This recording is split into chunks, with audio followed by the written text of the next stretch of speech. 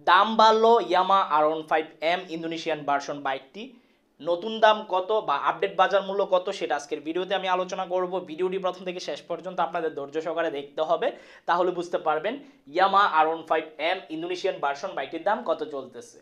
আসসালামু আলাইকুম guys, it's me Arman Sarwar. আজকের ভিডিওতে কোন ব্র্যান্ডের বাইকের সম্পর্কে কথা বলতে যাচ্ছি অলরেডি থাম্বনেল বা টাইটেল দেখে বুঝেই গেছেন নতুন করে কি বলবো। তবে এখনো পর্যন্ত যারা আরমান সারোয়ার ইউটিউব চ্যানেলটি সাবস্ক্রাইব করেন নাই তারা অবশ্যই আরমান সারোয়ার ইউটিউব চ্যানেলটি সাবস্ক্রাইব করে ফেলবেন যেন পরবর্তী আপডেট নোটিফিকেশন পেয়ে যান। বন্ধুরা, ইয়ামা R15M ইন্দোনেশিয়ান ভার্সন বাইকটি কিন্তু বাংলাদেশে ব্যাপক চাহিদা, মাঝখান দিয়ে কিন্তু বাইকটির দাম চলে আসছিল 6,20,000 বা 25,000 টাকা। এখন নাকি আবার বাইকটির দাম বেড়েছে, এখন নাকি 6,70,000 থেকে 6,80,000 টাকা পর্যন্ত সেল হচ্ছে এবং এই প্রাইস দাম চাইতেছে। তো হঠাৎ করে আবার দাম বেড়ে গেল, তো আপনারা অবশ্যই 5-6টি শোরুম যাচাই বাছাই করবেন। আর যেহেতু বাইকটির দাম বাড়তি, একটু বুঝে শুনেই ক্রয় করা উচিত আমি মনে করি। তো এই ইয়ামা R15M ইন্দোনেশিয়ান ভার্সন বাইকটির বিল কোয়ালিটি পারফরমেন্স কতটা ভালো বা কতটা নিখুঁত বা টু গুড সেটা আপনারা সবাই জানেন।